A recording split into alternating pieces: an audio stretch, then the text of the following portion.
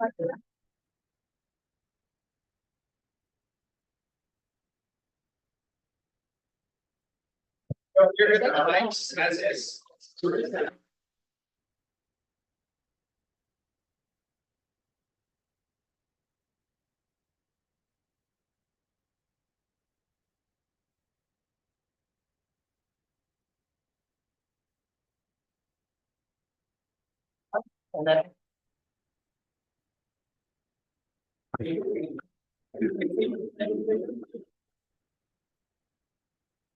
got two. 1, 2, 1. Hello. Alrighty, how's loud? Thank you all for attending this joint meeting of the regular city council, Yelm City Council, along with our planning commission. We're going to be having several presentations on the city of Yelm comprehensive plan and a presentation from the Thurston County on Thurston County, their comprehensive plan. Under the new business section of our agenda, the city council and planning commission members will have an opportunity to discuss the comprehensive plan. And at that point, feel free during it to ask both the council and the commission to ask questions, but we're going to be having limited questions. Try to keep it like under about 5 minutes or so for each of these different presentations. And then we'll go ahead and have a bigger discussion at the end of our new business. So with that, and just also, as I mentioned to y'all, make sure you're on mute when you're not speaking, unmute when you are speaking. And for the audience, thank you all for being in attendance here. It is we are streaming and recording. It is very echoing here. A lot of your sound will be picked up, so please be mindful. That said, let's call this meeting to order of May 13th, 2025. Will you please stand for the Pledge of Allegiance?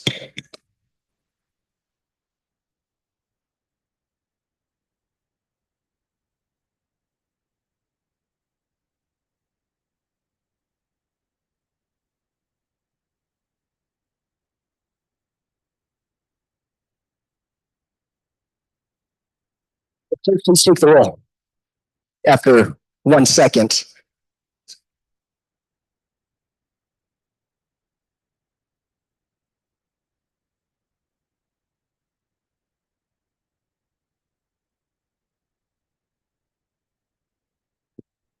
Will the clerk please take the roll for both the planning commission and the Yelm City Council?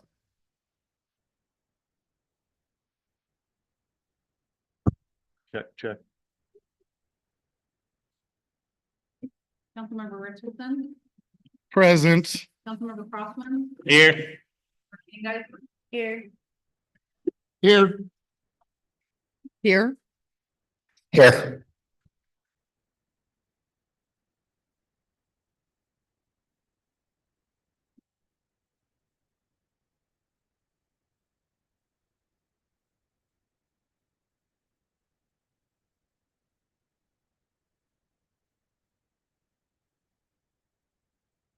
Thank you.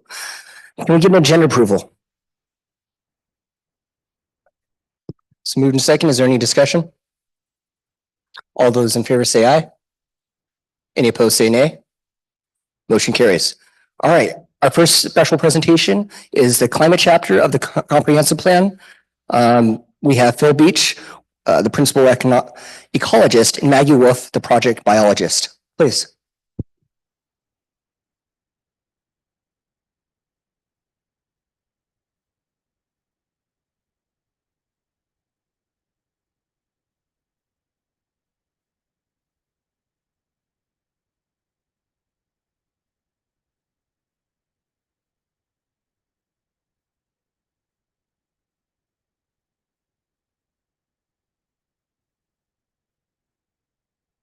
Just 1 second, please.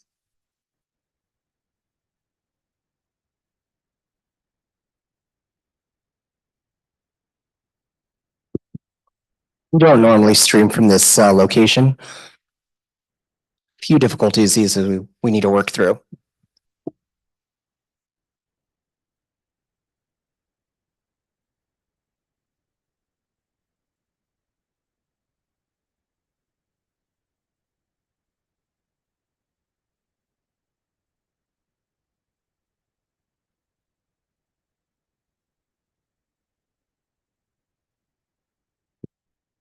Is that on now?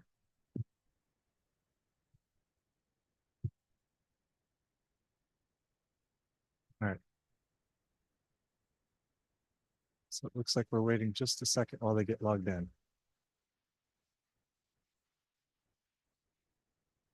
I've got my presentation, but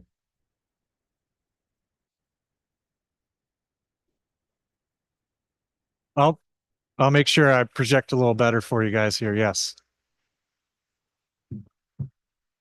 Apologies, I'm not used to having an audience on both sides.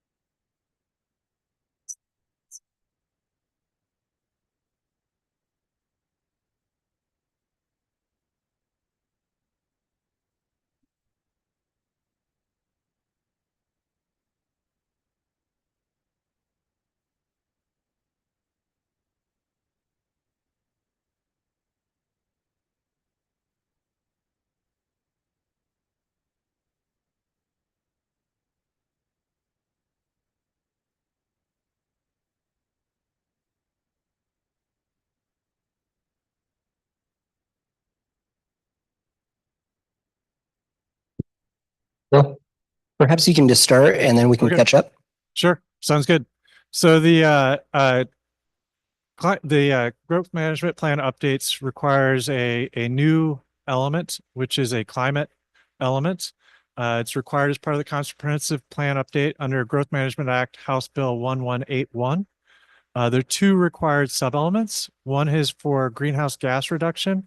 A second one is for climate resilience. The city of Yelm received a grant from the Department of Commerce to help fund the work on development of these elements.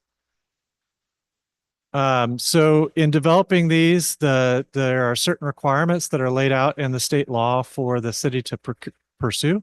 For climate resilience, it must address each natural hazard impacted by climate change, and there's a series of hazards that are laid out under the law. It must show that it's protecting natural areas that foster resilience to climate changes. It must enhance community resilience and it should prioritize overburdened communities. For greenhouse reduction, the goals include reducing greenhouse gas emissions and vehicles miles traveled. It must be measurable and trackable. And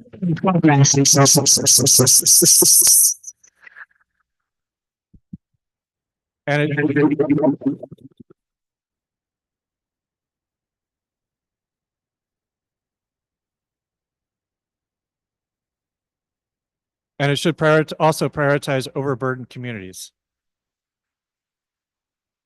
So if we can get the slides caught up. So this is the first slide that I presented. This identifies the basic law that we're working under, House Bill 1181, which was passed in 2023, I think. This shows the goals. And then this is where we are. So underneath this process, the first step is to identify baseline conditions.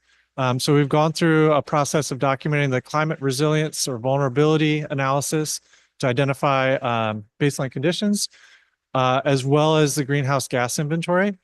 So we've created a report for both of these. Those are complete. And we presented those previously with the Planning Commission and received some feedback on them. So we've updated the climate vulnerability analysis based on the feedback we heard last time we presented with the Planning Commission. The greenhouse gas inventory, we're waiting to finalize the goals to make sure that the things that we're measuring are documented in both the baseline conditions and the projections, because one of the requirements is that it be measurable and trackable. We want to make sure that we're measuring the baseline conditions and then projecting those forward in a meaningful way. So some of the community feedback that we received on the this was advancing. Oh, there it is. some of the community feedback that we heard on the original baseline materials. Overall, there was a desire to ensure that we were highlighting Yelm's unique context, specifically some information about commute times, transit options, limited transit options, the influence that the base has on community meeting objectives or not being able to meet objectives, how changes in staffing and rotations of the base can dramatically influence conditions around here. And to make sure that we're being nuanced in comparing conditions in the city of Yelm to Olympia or Seattle or other communities that may already have developed their climate elements. Also that we consider economic impacts in the report as well, and how those play into ecological resources, that it not be just focused on climate. No, it has both. Did I just turn that off, or did that turn off somewhere else? Showed back up. For the climate vulnerability analysis, there was a desire to provide more context on flood risk information, including a map of the high-risk flood areas in the community. And just for clarity, the analyses here include the city of Yelm within the city boundaries, as well as the urban growth areas surrounding. There are some areas that are in the county that may have Yelm addresses. Those are not included in the analysis. For the greenhouse gas inventory, there was a desire to make sure that we were clear about those boundaries. So that's that first feedback, is that there was some confusion about where the analysis applied. And also to consider differentiating the through town commuters from the residents, that both are contributing to greenhouse gas within the boundary, but to make sure that we're separate on those. Now my colleague Maggie is going to talk through some of the existing goals in the current comp plan. Nice. All right. So this is a slide with a lot of words, but in the handouts on your way in, we did have handouts where you do have these this slide and some others. We have a bit of information, so I'm not going to go over into detail all the different things here, but what I really want to emphasize is that these are goals that are already in the current comp plan. We already have climate planning. Oh, sorry, right, the mic. Thank you. We already have climate planning within the current version of the comp plan. It's just not necessarily organized or identified that way. Oh yeah, this is exciting. It just turns black. So you can see here in green, we have goals that might be relevant to greenhouse gas mitigation, where in blue, we have goals that might be relevant, goals and policies that might be relevant to climate resiliency requirements.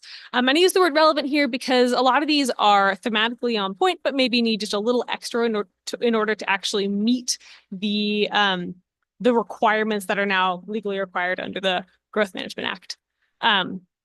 Yeah, this just goes to show that we can actually use all of these goals and policies that are already in place, maybe with some minor tweaks, in order to meet a lot of the requirements that we need to, that Phil discussed earlier. And thank you, Phil. Phil's passing these out, so if you want to check out all of those specifically, they're right there.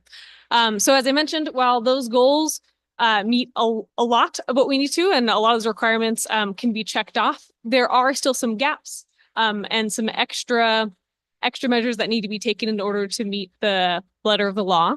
And so here we're going to go and talk about some of the new goals that are under consideration. These are drafts, just thoughts and ideas about which policies could help meet these goals and also meet the needs of Yelm. So here, if you can see the colors on the screen, again, this handout will have the colors maybe a little crisper, but you can see that first goal, align city plans so that they consider climate goals and work towards the same city plans. Ooh, it's just like a memory exercise. That's a general requirement that meets the general Growth Management Act requirements for climate planning. That second one there is to increase incentives to make urban infill and redevelopment projects more financially viable. That could help meet the greenhouse gas requirement, as it could reduce the vehicle miles traveled and the amount of greenhouse gas emitted.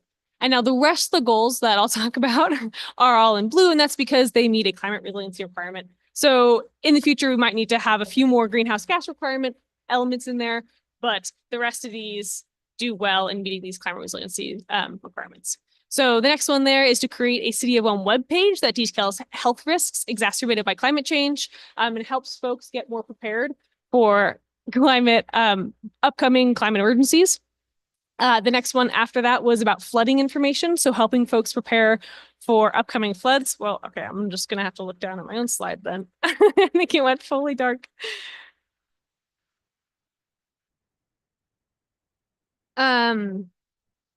Right here. Perfect.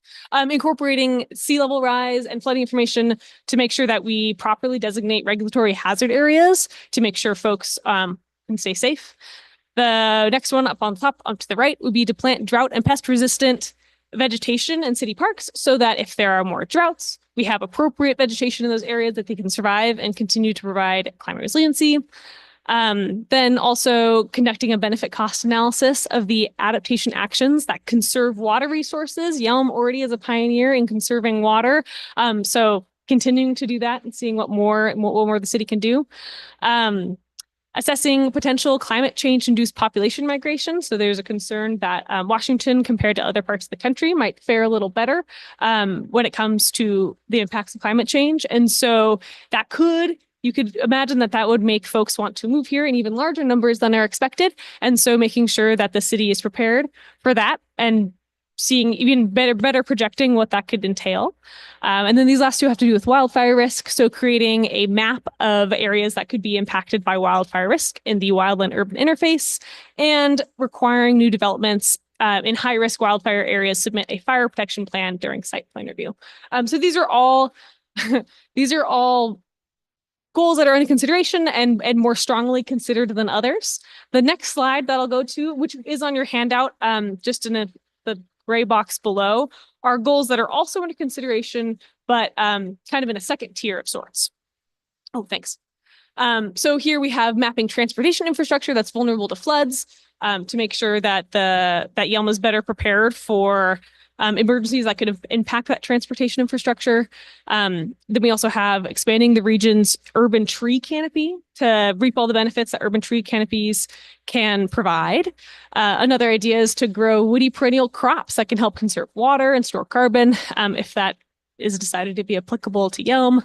And then we have, of course, a few water-based ones as well, like increasing the reuse of reclaimed water for irrigation, increasing incentives for water conservation during drier months, and incentivizing new commercial construction to include rainwater harvesting facilities in places where that makes sense. And then finally, more community-oriented one, which is providing training opportunities for staff members to better respond to climate change impacts, just so folks can have a bit more education and support in doing that. So kind of where we're at now is presenting out these preliminary plans and goals. So we're continuing to take feedback from the public and the Planning Commission and the council to refine the goals and the policies. These will be finalized in the comprehensive plan update with an intent to adopt goals and policies by the end of the year. And so with that, we'll turn to questions. Councilor Richardson. Hey, I'm so grateful you guys are here. Thank you for this. As I'm trying to understand all this, and my favorite phrase that I heard was "if it's applicable to Yelm." Thank you for saying that. With this whole House bill thing, especially with the growth management, so it sounds like a lot of this it seems like it's an afterthought after the growth management plan is.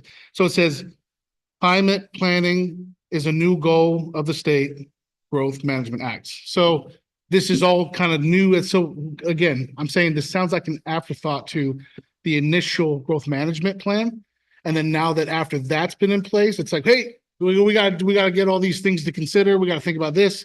We got to think about this. So is that what I'm hearing? Most of that is this is after the growth management. It's not exactly the growth management plan. It's another House bill. So it was added underneath the code for the growth management plan. So it is part of the Growth Management Act Right. at this point. And how recent was that?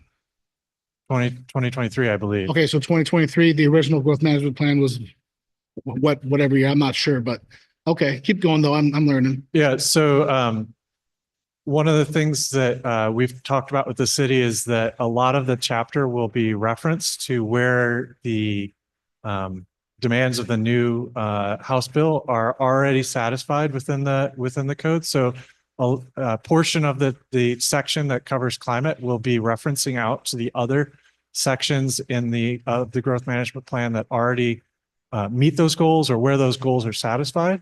Right. And then there'll be a kind of a secondary section that does the additional goals that only fit underneath the climate greenhouse gas. Comforting to hear, because what I'm feeling like is this just, I don't want there just to be a generalization that everybody just has to adhere to. Every community is different and unique in its own. And so the best thing I heard was if it's applicable to you. So I'm like, okay, so they're already thinking down this frequency is great. So I'm just trying to catch up to speed. Because when you see stuff like this, like when was this originated? What part of it, where did it get incorporated? So that's what I'm understanding is these are new things that are taken under consideration for the growth management plan, but is added to it, right? It is. And as we tried to emphasize, there's that section that shows existing goals in the current comp plan in the handout. Those are where you already have plans that are in there. Essentially, the chapter will again be organizing and showing that these are things that satisfy the climate resilience as well as the greenhouse gas reduction targets. Well, just what got me was the urban tree canopy, because we on the prairie, but Yep, you are. tree. And that's one we've talked about that may not be applicable to Yelm, and that there are definitely, we want to make sure that this is localized and customized to Yelm and it meets only your goals. Thank you. Councilmember Hess. Yes, I have two questions to ask, and I'll just ask the first one and then nobody else, I'll ask another one. In reference to the flood mitigation, there was a report that the city paid for, I forget how long ago, I want to say maybe 10 years ago, dealt with Yelm Creek. And yet we've never done anything about that. And so my question is, and because I've talked to the engineer about it and everything, if we've mitigated Yelm Creek, there's a large area that when it comes down to flooding, it won't happen. Are we incorporating that? Are we looking at putting that into the plan now to make sure that we can get it so it actually flows? And sorry, I don't like my voice.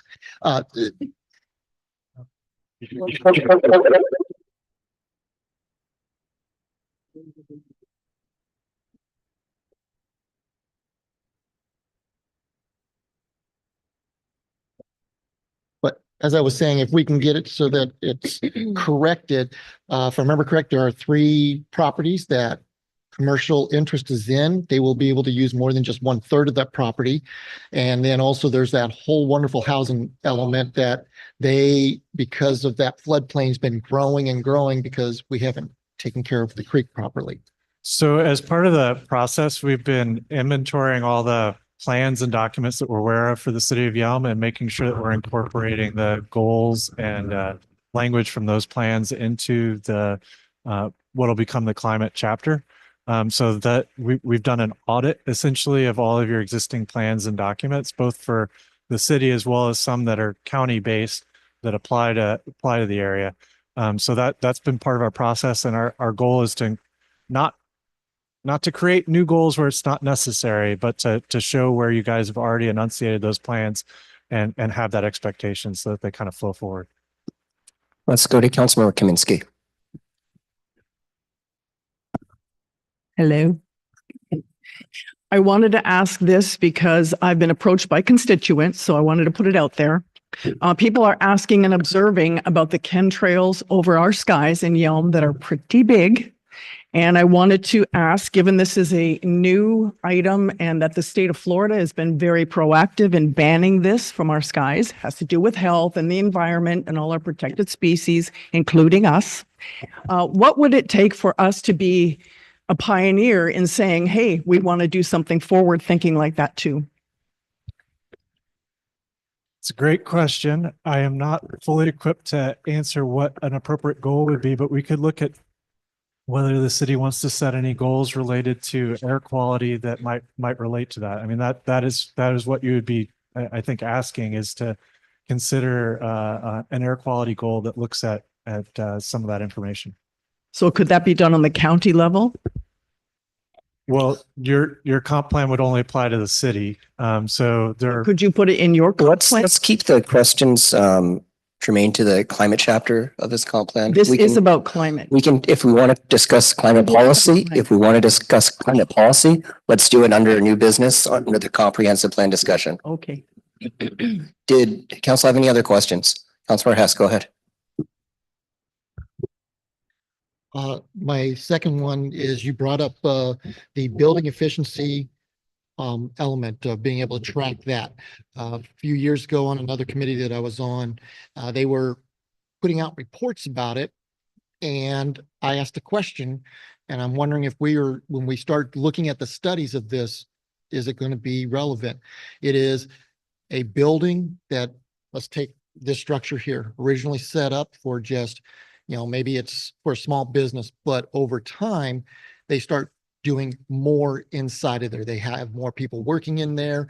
They have more computers. They have more other electronics.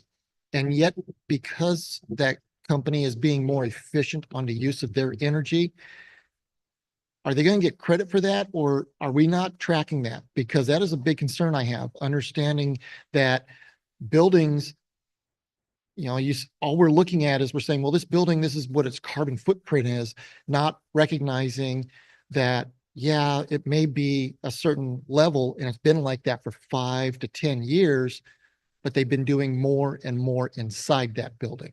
I'm going to have my colleague Maggie talk just a little bit about how we did the baseline analysis for Okay. energy. Yeah, let's tilt this down a little bit. Oh, no. Okay. Hi, thanks for your question. So there's a lot of ways to look at energy efficiency, and there are also certain designations that buildings can get depending on their energy efficiency. You've maybe heard of, green standard, built green, LEED, things like that. And if it is important to reward folks for increasing their energy efficiency in, versus tearing a building down, like actually doing things on the inside over time, then that can be something that we choose to reward.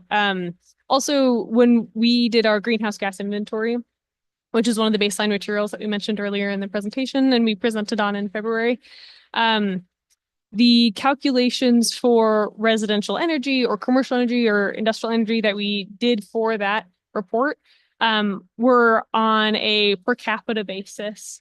And so incorporated the fact that, okay, if you have a growing building, you have more people living there, let's say you take a smaller residence and make it into more people live there and are using per capita less energy, that will be incorporated into that kind of assessment. Okay, thank you. But as I said, I just want to make sure that we are aware and looking at that, because as I said, with this other committee I was on, I actually had what they call the tech person. She and we had a wonderful conversation, and she understood what I was asking about. And I want to make sure that we're doing the same thing of that building. You can't, as I say, if it starts doing more production, but it's still maintaining the same energy usage, they're meeting the thing. You can't ask them to go any lower. And that's what I fear is when we're looking at buildings and all of a sudden telling somebody, hey, you're using too much, or your greenhouse gas has not gone down and we've asked that you do that. But yet at the same time, they're doing more in there than they were originally. I appreciate the comment. At this point, we haven't set exactly how we will measure the goal, meeting the goals. And so I think we'll keep that in mind as we develop those, and hopefully you'll see if that's incorporated. Councilmember Crossman.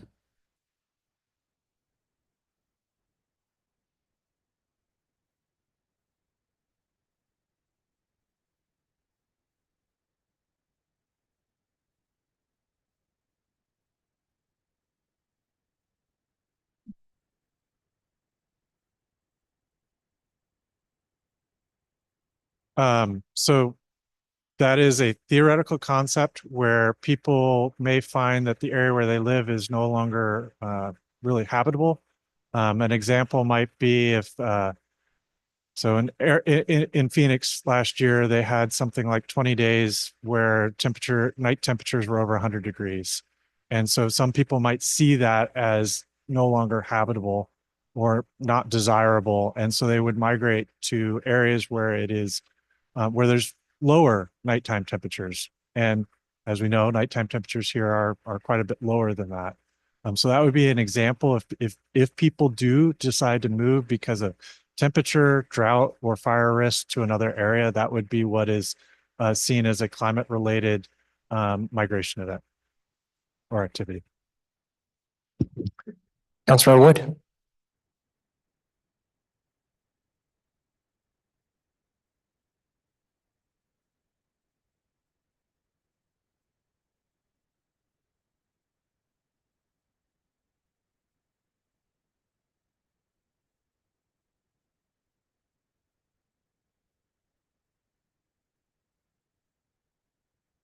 So I'll clarify that what we've drawn on is goals that have been adopted in other areas around Washington.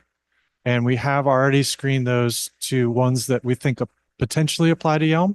There are really two that we're questioning at this point, which are the ones related to woody vegetation and forest conditions, because as was pointed out, we're in the prairie and that may not be appropriate. But the other ones are, we believe, the kind of customized for Yelm, that we've looked at a list that included more than 100 goals to get to this list. Additionally, the baseline condition information, that is all Yelm specific. The original draft of that document included some comparisons to Seattle or Olympia. Those have either been changed or provided the appropriate context for Yelm's condition.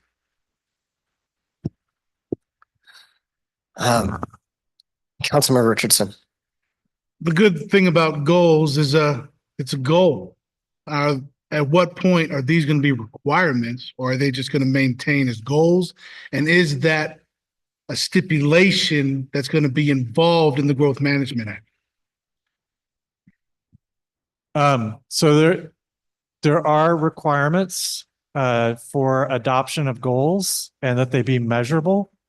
I am not aware of hooks, so to speak, if those goals are not met, or if the measurements go the wrong way. Fair enough. All righty. Thank you for the questions, Council. Thank you. We are moving on now to the transportation item B under special presentations, transportation chapter of the comp plan. Ryan from SCJ Alliance will be talking, and he's the project manager. Ryan. Yes.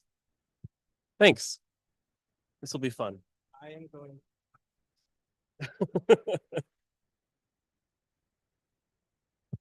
And as we wait for that, Commissioner Graver is online. Just FYI, John Graver. So yes, I'm here today to talk about the transportation element of the comprehensive plan. This is my first time having a chance to talk, and it's quite a group. I do have some slides, so I don't want to necessarily get too far in. But I will say that we're still a bit early on in our process. We kind of joined the comprehensive planning effort a few months ago with city staff that are going through most of the comp plan. And I've done a lot of work in Yelm over the last 10, 15 years. I helped with the safety plan, and I was a big part of studying the loop. So I'm very familiar with this community. I live in Tenino, so it's kind of always been near me. I remember when the movie cinema opened, that was super exciting. But yeah, today I'm going to mostly focus on kind of what the GMA requirements are for Yelm and what we have to meet to have an acceptable transportation plan. And then I'm going to talk a little bit about how our process works and getting from where we are now through to kind of a complete chapter. And then depending on how much time I have left, I have a couple slides that speak to some of the initial findings and information that we've pulled together. And I definitely want to leave some time for questions if there are any. So I mostly just talked about this. So here, this slide, I'll spend a few minutes on. It kind of provides a summary of the major elements that are required for the city of Yelm and really all GMA compliant communities to meet, to have in their transportation plan. The land use assumptions is something that the city has already been working through to figure out where they're going to allocate the growth that they have expected in the city. what parts of the city and then how much. And so our job is to take that information and make sure that we're consistent with it, as well as consistent with the broader regional plans as far as growth. Traffic on state facilities is, I know there's a lot of discussion in the climate presentation about what's applicable to Yelm. Well, certainly state facilities are applicable to Yelm. So we're certainly paying attention to the traffic on 507 and 510. Those are most of the major intersections in town. Inventory of all travel modes. So the plan historically is focused on automobiles and trucks, but certainly as times pass, bicycles, pedestrians, and even transit have become much more prominent modes for inclusion. And that's definitely part of what we're required to speak to. A level of service standards. So the next 3 sections are all kind of specific to the level of service standards for different modes. I would say that for arterials and transit, and also for state highways, those are all things that Yelm has, but those aren't necessarily things that Yelm needs to be directly responsible for. I think we'll be looking to lean on our neighboring jurisdictions, be that WashDOT, the county, IT, as far as how they're measuring their goals for transit and for the highway performance. And so we'll be leaning on that rather than coming up with our own methodologies for those things. Future year forecast, that's one of the steps that we're kind of working through now. So we've been working closely with TRPC. They've just recently launched their new regional travel demand model. So there's built-in consistency for Yelm when we're able to use that tool, because it incorporates all the recent data for the entire county. And so we're putting that to work to come up with forecasts for traffic volume data. And we're also working with the climate group to figure out some of those measurable attributes that might be required, like VMT, how we can use the transportation plan and the TRPC model to kind of work in conjunction with that. Multimodal improvement needs. So the plan will need to talk about how we're addressing other modes of travel, like bikes and peds specifically. There's a lot of flexibility about exactly what a plan has to do for that. And, we're going to meet Yelm where it wants to be on exactly how far to go on those modes. We've seen it something as simple as just a gap analysis. If there's a gap in a sidewalk system, that's obviously not desirable. It can be more extreme where you look at comfort level and count a lot of the data. I don't think we're looking to do that here, but it's open and we're still working through this with city on how to do that exactly. We'll need to prepare a financial plan that looks at the deficiencies we identify, what those solutions are, what those costs then are, and then coming up with a financial plan to pay for it all. Intergovernmental coordination. We're working through that a little bit already because we're coordinating closely with TRPC. WashDOT will certainly have a chance to review some of the things we're doing. So that's kind of built into the process. Demand management, just kind of working through trying to offer lots of options so that everybody's not getting in their single occupancy car and getting on the road. So a lot of that leans on goals and policies that the city kind of already has. We're reviewing those and looking for opportunities to maybe make revisions that support that. And then talking specifically about the future of bikes and peds in the city. And there's already some great trails and facilities. So just looking at expanding on those or just ensuring that what we have stays good. So that's kind of a summary of all the things that the GMA requires Yelm speak to and have in the transportation plan. So, months from now, when you have a plan in front of you, you should see all of this referred to in some capacity.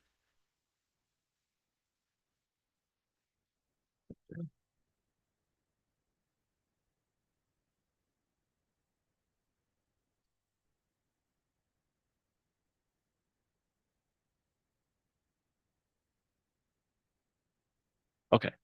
Yep. Thanks. So this slide looks really busy. It's really 3 distinct stages that we in our process. And right now we're on that left side of the screen where we're kind of coming up with what are the deficiencies or the projects that the city's transportation plan is going to include. And there's a lot of different specific ways that we come up with projects. And we were looking at the operational performance of key intersections throughout the city.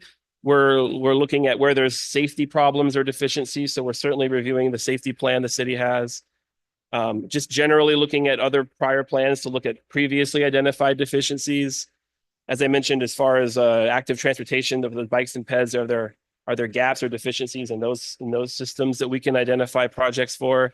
And then we also, and we haven't done this yet, but we want to hear from the community and make sure that if there's specific concerns about the transportation network, that those are heard and potentially included as projects. So all those kind of feed into the beginning of that middle section, which we're ramping up towards, where we have this initial list of projects, and then we kind of work through refining that list and kind of vetting it with staff, vetting it with the public, coming up with a prioritization so we understand which things are most important. And then as we work through, we come up with cost estimations, and that then leads us to a financial plan. And then we ultimately land with a 20-year list of projects that the city can aim and target. And then at the end, we'll just have all of that documented as well as some goals and policies that help the city get to that endpoint. So a couple of things that we've already been working on. This is just a map of the functional classification of the city. I think going back to that first slide that talked about the GMA requirements, the only arterials the city has right now are the state highways. So that goes into the city doesn't need to specifically focus a lot on arterial standards because that's the highways, and the washouts are already kind of leading the charge on that. And then this graphic here, the city had collected traffic volume counts across the whole city at the beginning of last year. We've taken that data and run it through the softwares to see kind of where some existing deficiencies are. I'm realizing it's not necessarily easy to see up there, but basically if you're a stop sign on the highway, it's not good. And so the failures that we show there's 3 at Mountain View, at 103rd, and at Plaza. Those are all side street stops where the highway doesn't really allow for enough gaps for those cars to turn on. That's a challenge that Yelm's dealt with for years, where the highway is so high that really, if you're not a signal, it's a struggle during peak times to make a left turn.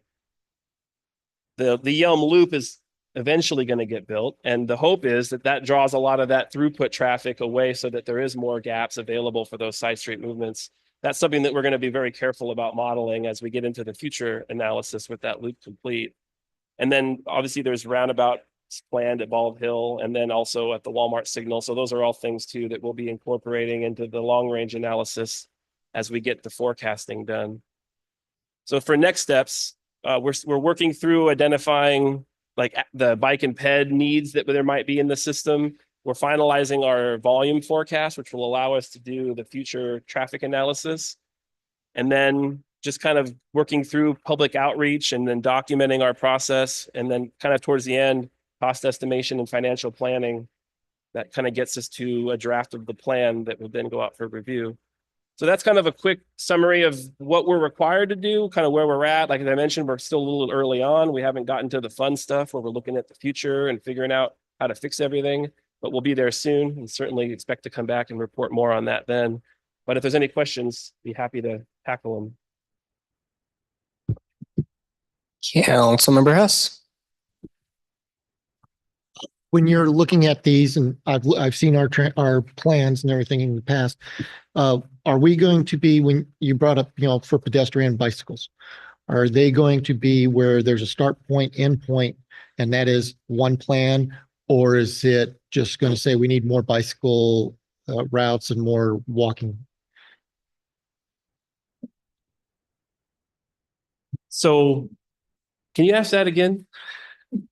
From our plans that I've seen before, that we sit there and we start, we as a council start looking at going, okay, what do we want to fund? What don't we want? What can we fund?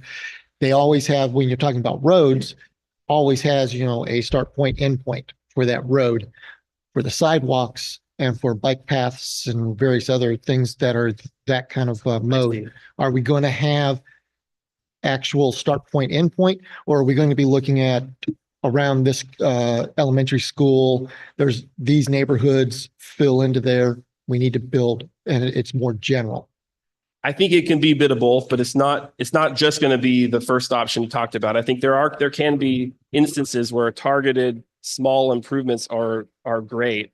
And some of that's going to come out of our gap analysis, but certainly anything around a school is an easy priority to get even outside funding for. And if there's demonstrable need in small pieces around any public, pedestrian generator, which is often schools, but even parks like this, I think those can be great projects in a small case. They wouldn't have to have a start end point where we're building 2 miles of sidewalk. It could be isolated. Other questions, comments? All righty. Yes, Commissioner Warman. Sure, go ahead. Hello. You've talked about the vetting process, that you're going to have feedback given by the public, as well as you're going to be working with the staff of the city. How are you going to engage the planning commission in your process? I didn't see any mention of the planning commission, which is not necessarily bad, but just wanted to know what you had been directed to do. Yeah. So I haven't sat with the city and really talked through who and how often and when we're going to have these public touches, if you will. But certainly we're open to meeting with you more often or hearing from you specifically. It's something that we'll work with the city on. But if there's a desire there, I think that's something that can be easily accommodated. It's really up to the city. Yeah, we'll absolutely have them go ahead and give a presentation to the planning commission, get input. Presentation. Okay, we'll be ready for a presentation. Yeah, Gary's see, he'll provide an answer to that too. We're gonna take every element to the planning commission for its review and recommendation. So we're doing them one at The a time final, is that when we get to see it? as they come online. So like right now, we're doing climate. Next month, we're doing housing. And we're working through them stepwise. So you'll see them all one at a time, and then you'll see them all put together. Thank you for that clarification. All righty, thank you. Oh, one more question, Councilmember Hess. One of the other questions I have is with the public transportation, i.e. intercity transit.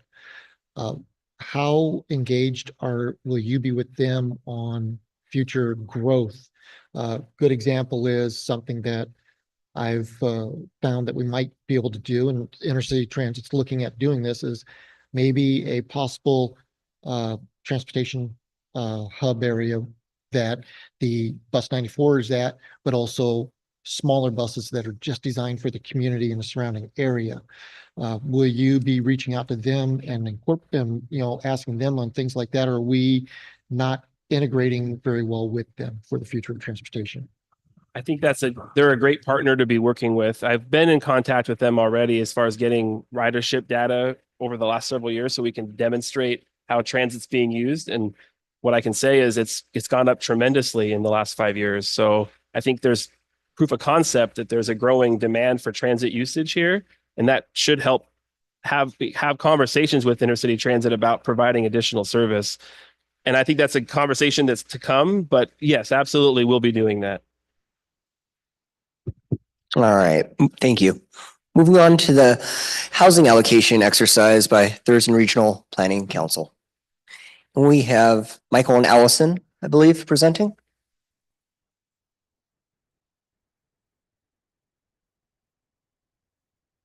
Good evening. City Council members, Planning Commission members, visitors, and others. My name is Allison Osterberg. I'm the planning manager at Thurston Regional Planning Council, and presenting tonight on Can we please keep the conversations in the back at a minimum? We can hear you up here. Steve?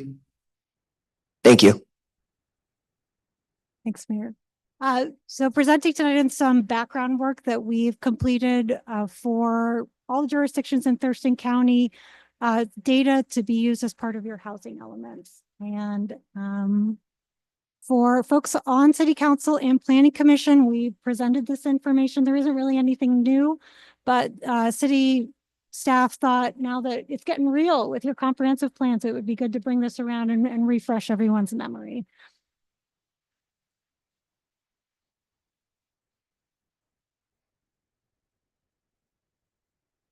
So just to get you into the background, this is another change to state law that is prompting some new requirements in this round of comprehensive plan updates around housing. Thank you. So this was House Bill 1220, which was passed in 2021. And the Growth Management Act has always required jurisdictions to plan for housing and to plan to make sure that housing is affordable for folks in the region that they're planning for. But what is changed is that in this new law, it says that jurisdictions must plan for and accommodate housing affordable to all economic segments of the population and identify sufficient capacity of land for those different segments. And so that means people at different income levels, that we're planning enough housing for folks who need shelters, who need permanent supportive housing, those different elements. HB 1220 also included some other new requirements that are related to your housing element that you'll be seeing when your housing element comes forward. TRPC, we didn't do any work related to racially disparate impacts, but just to let you know that that's something else you'll be seeing in this round. And so for this round of comp plan updates, jurisdictions are also required to look at local policies that create racially disparate impacts in housing and identify areas at risk of displacement and look at solutions for that. That's not something that we covered as part of our work, but it is just to let you know that's another part of that House bill, a new set of requirements that all jurisdictions around the state are dealing with in this round of comp plan updates. When it comes to housing affordability, we are not starting from scratch in this region. I'm sure all of you out there in the community hear about housing affordability quite frequently. And there's been a lot of work that's happened. So we're really not starting from zero on this. We already have policies related to housing in our countywide planning policies that guide planning across the region. All jurisdictions, including Yelm, already have many existing policies in their comp plans around housing. There's a lot of work that's gone done. Yelm did a housing action plan. There's a lot of work that's already gone into this. So what's really different in what changed in the law was getting really specific about the numbers when it talks to people at different income levels. And so these are the specific brackets that jurisdictions are required to plan for in this comp plan cycle. So folks at they look at what's called the area median income. And for that, we're looking countywide. What is sort of the general estimate? And for these numbers, we're looking at 2023 for a 4-person household across Thurston County. You know, there's a lot of differences in different parts of our county, but that's sort of the different thresholds we're looking at. And so really, we're looking for planning for folks who are in different lower income, moderate income, and above segments, as well as thinking about how are we planning ahead for folks who might need shelter resources or more support when it comes to housing. So as I mentioned, we already do a lot of planning around housing. And as of 2020, when we look across the Thurston region as a whole, this isn't Yelm specific, it's for the countywide numbers. This is sort of when we look at our housing stock, how it breaks down by different income levels. So you can see we have a lot of our housing stock are in those in middle, best affordable to folks who are in those middle income brackets. When we look ahead, and this is some of the work that we did at TRPC, we do a lot of work projecting out with population and how that will likely be distributed across the county. And what we see is that we have, and no surprise to folks here, we have a lot of growth expected for our county. We have a lot of growth in all our jurisdictions. And what we know is that just like today, in the future, our population will include people who are earning many different levels of income, and all of them will have a need for housing. And so what we see is that right now, the blue, if we're looking at this chart, is our current housing stock and kind of range of folks that it's affordable to. We've got some gaps that we're seeing for those really low income levels. We don't have as much of a supply of housing for the folks that we have today and that we likely have in the future. Going back to the bill, HB 1220, it really sets up 2 steps for folks to work through some of these questions. It's a really, really big challenge, and not just for the Thurston County region, but across the state. There are a lot of folks who are struggling with this. And so one thing that's really different about it is that I think we all know that affordable housing is incredibly important in our communities. And there's been a lot of work, as I mentioned, that's done on it. But what this does is really make real what those numbers look like, and to be able to plan for what we can expect in our region and to get a little bit ahead of that. So in order to do that regionally, the cities of Lacey, Olympia, Tenino, Tumwater, and Yelm, and Thurston County, we got together and said, we want to work with Thurston Regional Planning Council to tackle this question regionally so that we're accommodating needs for our folks across all our jurisdictions and not just trying to do it piecemeal. This is something that's going to affect all our jurisdictions. And so the steps that are required as part of that process are, one, to take those countywide need and break them down for each jurisdiction. What can we expect for each jurisdiction at each income level? And then compare that with the land use on the ground and make sure, does the land use, is it sufficient to accommodate the housing needs that are expected in the future? So that's the two-step process that we went through. So, and so really what we're looking at is how many housing units do we need in each jurisdiction, in each income range, when we're planning out over that 20-year planning horizon. The law that passed said that process needs to be multi-jurisdictional. And so we had a lot of discussions among the jurisdictions about what's fair, and how do we distribute that need across our region when the jurisdictions are really different. We have some very, very urban jurisdictions. We have some very small rural jurisdictions. Not everyone's budgets are pretty different. Everyone's capacity is very different. So what's going to be fair? And part of what the discussion we had was a recognition that that there will be folks of all income levels in all of our jurisdictions, and that some jurisdictions have some capacity that they've built up in the past, and that's part of the equation. And so, and other jurisdictions are growing faster and have to build that as they're going. So I think, tried to find a balance between how do we ensure that we're addressing housing affordability in all our communities and do something that's fair according to the capacity in different jurisdictions.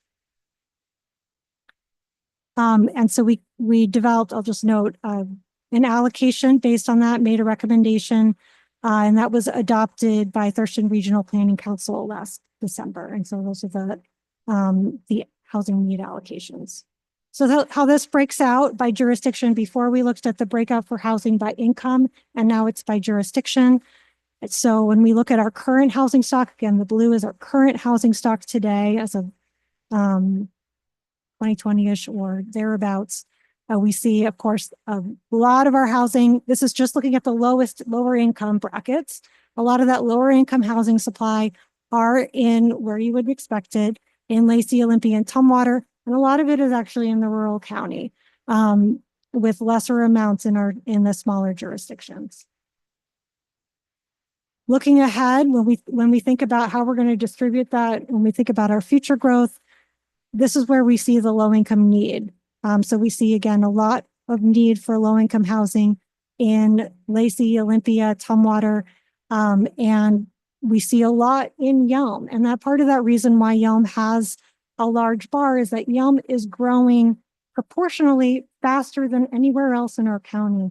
And so, and unlike many of the other jurisdictions that over time have built housing for lower income folks, Yelm doesn't have like a long history of supply. A lot of your housing stock is relatively new, and a lot of what you're going to be building in the future to meet that growth need doesn't have the time to kind of age into that housing stock that we see in other areas. And so there is a large need to be aware of when you're planning for housing in Yelm in the future, that there will be folks of all income levels in Yelm, and that there's likely to be a need for low income housing in the future. So that second part of it is, how does that need match up with what housing is permitted on the ground? We at Thurston Regional Planning Council, we already go through a process when we do comprehensive plan updates to support jurisdictions to say, do we have enough land to accommodate the growth that we're expecting in the future? For this, we took that down to that next level to say, how well does our zoning, our land use plans, how well are they going to accommodate that housing need for lower income folks? And is zoning or land use regulations any kind of barrier? That's part of what the state with this new regulations are asking folks to take a look at. When we did that estimate, what we found is that we didn't see any deficits between that need and the capacity in most parts of the area, but we did find deficits in Yelm, Tenino, and Grand Mound. And so the recommendation because of that is that these jurisdictions will need to include some strategies in your comprehensive plans in order to address those deficits. So this is what those numbers look like for Yelm. And you can see in red, the deficit is around 2,000 housing units. A lot of that has to do with the fact it's dependent. Again, this is a number to help understand what the need would be in the community going forward based on what we're likely to see with population projections, what we're likely to see with need in the future. But it's all dependent on what actually gets built, most of which would be built by the private sector, and kind of what choices that Yelm will make in the future with your land use policies. So the next steps, jurisdictions need to document the housing need that we've developed at the regional level in your housing elements in the comprehensive plans. You'll see policies in the housing element. I'm sure staff are working on that, promoting housing affordability and thinking of ways to address those deficits. It's a big number, but there are strategies that are open to jurisdictions. And I'm sure Gary and other staff will be talking to you a lot about that. And Yelm has a joint plan with Thurston County. And so thinking about how that need is balanced between the incorporated and urban growth area parts of the city is also a conversation to have in the future. And that's what I've got. Ask for questions. Councilmember Crossman. Thank you. I'll ask my question, then I'll give the background for the question because I think it might need a little explanation. How come the conversation isn't geared toward building high income housing? And then I'll come back and explain why my reasoning for that is. So in your slide presentation, the high income housing has a need of over 16,000 units, which is three times as high as any other segment they have. And then in the work that I do, I work in high-end housing, and it's something. And so I see that. Me and Councilmember Kaminsky has had this conversation that we need more high-income housing. And a phenomenon I've noticed over the last few years I found really interesting is I'm working in neighborhoods that I don't work in typically. Those income earners are moving into the low-income housing because there is a housing shortage for that income level. And so it's taking out the low-income housing availability because they have no place to go, but they have the means to immediately purchase and get into those neighborhoods because they need a place to live. So how come the conversation isn't geared more towards building that more that you hear, because they are sucking up low-income housing units because they don't have a place to go? That is an excellent observation, and I think a really important discussion for Council and Planning Commission and other folks to have. When I had that slide up and you had kind of the blue bars and the orange bars, there's orange on every segment. There's a lot of orange on every segment. There's a lot of orange on the 120% and more. That's large because we really segment a lot of the lower incomes, and then we just kind of say anything who's over that area median income is just sort of all lumped together. So it's a lot more to begin with. But I think one of the lessons we learned from this process is that we need more housing, period. We need more housing for every income level. We've done a pretty good job, I think, in this region, and our market and the way it works in building for those middle bars, those ones that are in the middle.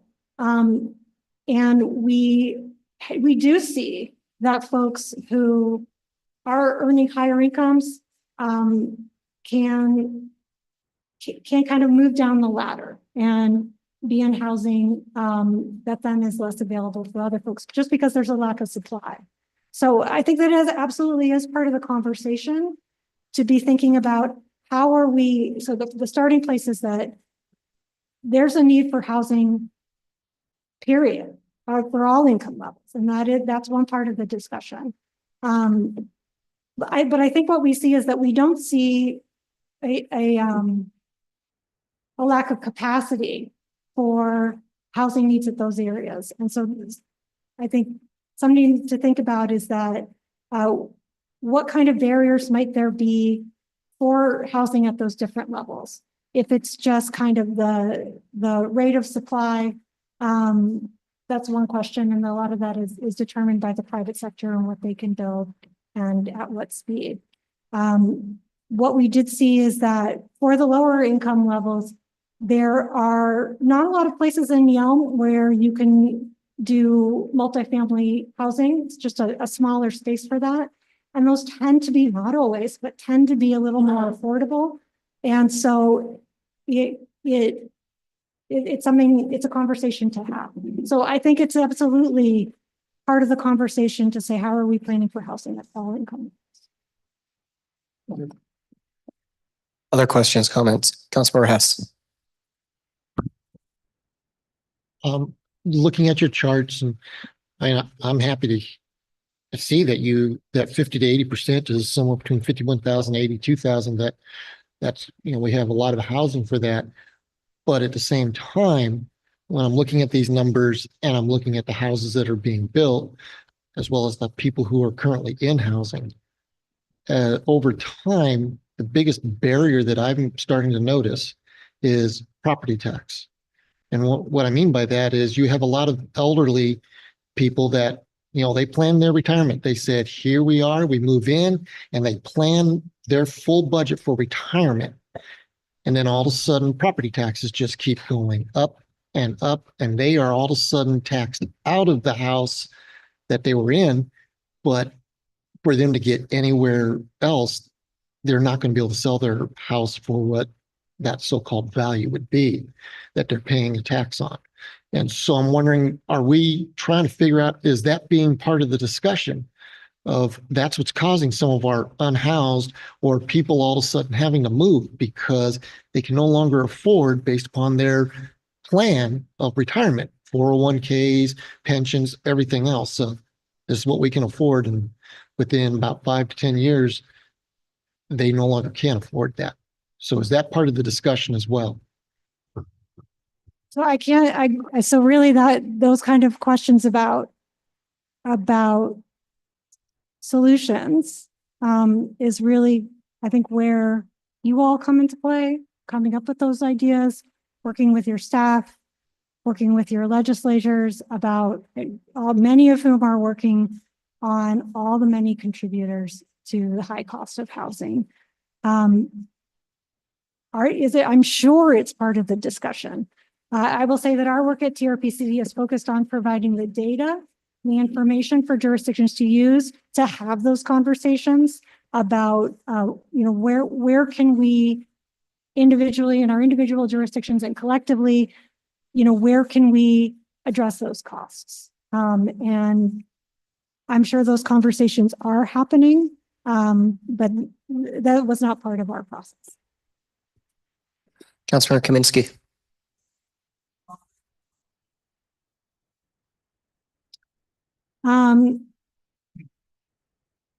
It's a great question.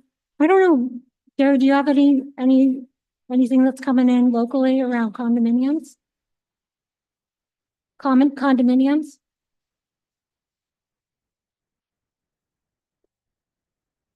Yeah, I think it's still, I think, relatively recent, some of the changes in state law. I don't think we've seen a lot, if I'm thinking countywide. Are you familiar with them? Yeah, we haven't seen, I think, a lot of activity around condominiums yet. Yep. All right. Any other questions? Councilor Hess. I appreciated the answer that you gave, but if part of the discussion of trying to figure out that housing and the development of more housing, if you are not tracking people who have been in the exact same house for 10 plus years, because those are probably people who have retired and are now having to look at moving out or something else happening with their quality of life. I mean, if you're not including that with these numbers and things, that's something that that I think you're missing. That because all of a sudden you're looking at your 50 to 80% AMI is all of a sudden going to drop. And now we're going to be a larger percentage is going to be net 30 to 50 because they've been taxed out of their houses and they're dependent upon a very limited income at that point. They can't go back out and buy a house because they can't afford that mortgage anymore. And so that's why I'm wondering is if you're not tracking that, I think it's something important to be tracking because those are the people in particular in Thurston County and the rural areas. Some of these people have been here for a long time and they've probably paid their mortgage off. And as they paid the mortgage off, their income dropped as they hit that retirement. And now they're looking at the fact that they're getting taxed out. And so that's why because where are you going to ask them to move? That's the thing. Somebody who planned and now has to figure out a place to move. That's why I'm wondering why it's not part of the conversation on the housing need.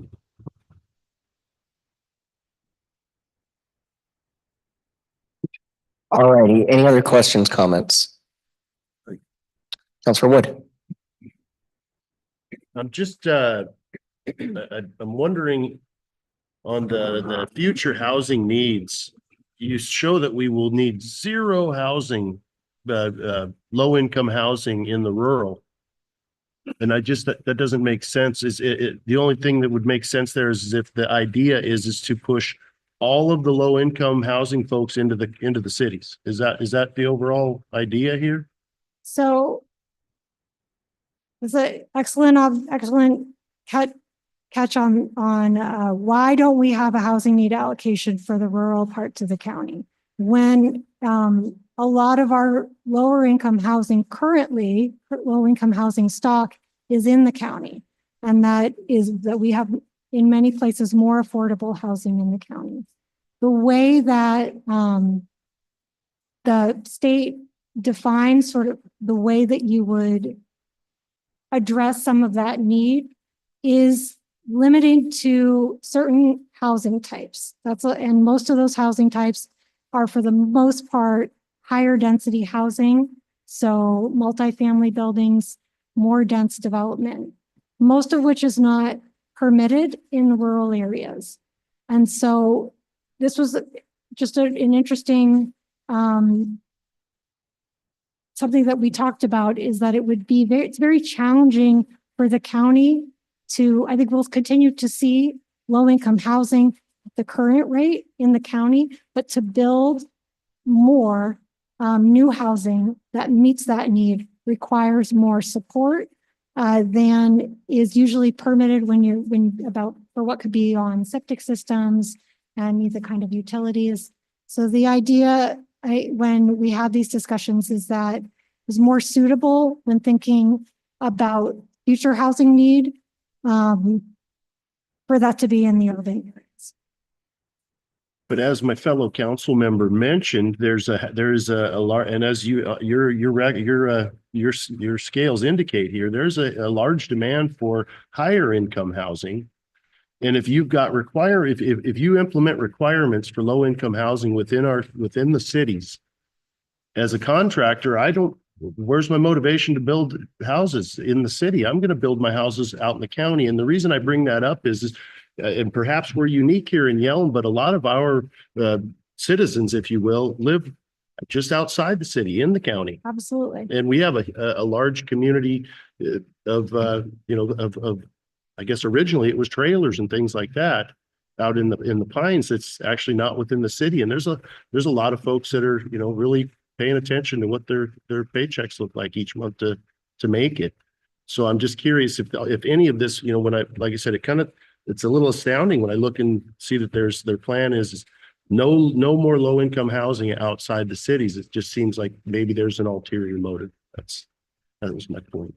I definitely would not attribute it to any kind of motive. It has more to do with the kind of housing that the state is thinking of would meet the requirements in the future. And most of that is multifamily housing, most of which is not permitted currently in rural areas. So there will continue to be low-income housing that is affordable to folks at lower incomes in the rural area. But what we have more and more are those larger lots in the county. And I think this is, and I think folks can can attest to this, is that it is not cheap to build a house in the county when you consider the amount of land and everything that goes into it. You can't break down that cost by putting lots of folks in that same area. That's the thinking behind it. It doesn't mean that there's no lower income housing that would be built. It's more when we're thinking about how to plan ahead for what's needed to meet the need. In the discussions with the county, they felt like they could not reasonably look for places outside of Grand Mound, for example, where they would have that capacity. There's some small capacity in some areas, but not a lot. It just seems that we could possibly, the codes could be possibly readdressed. And as you mentioned, that's a lot of the reasoning, it sounds like, behind us not looking outside the city for these opportunities to build multifamily complexes. And perhaps that's something that, instead of it being the cities, that we're going to have to accommodate this, because I don't know if you noticed, but we have a bit of a traffic congestion situation here. So bringing in more multifamily homes at this point, I think, is secondary to our actual needs that we need here. But that's a whole other discussion. Yeah, I think it is an ongoing discussion, definitely, for our region and how best to accommodate folks, and where I think how close and how well are we distributing services to folks, and how are we connecting people with those services. It's a really important discussion that all folks across all our jurisdictions are having. Thank you. Thank you, Allison. All right, moving on. We have Thurston County Comp Plan presentation. Miriam, please.